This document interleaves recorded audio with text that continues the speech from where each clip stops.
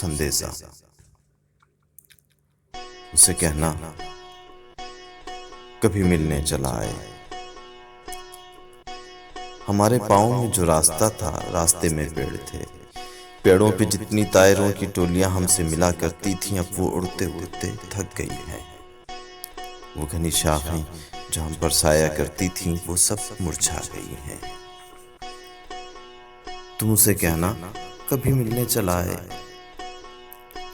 लबों पर लफ्ज हैं, लफ्जों में कोई दास्तां, किस्सा, कहानी जो उसे अक्सर सुनाते थे, किसे जाकर सुनाएंगे, बताएंगे कि हम मेहराब अबरू में सितारे टांकने वाले, दरे लब बोसे इजहार की दस्तक से अक्सर खोलने वाले।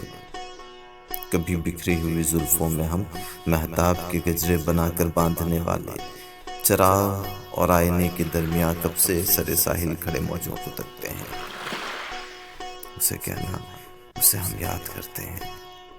उसे कहना हम आकर खुद उसे मिलते, मगर मक्तल बदलते मौसमों के खून में रंगीन हैं। और हम कतार अंदर कतार ऐसे बहुत से मौसमों के दरमियान तन्हा खड़े हैं।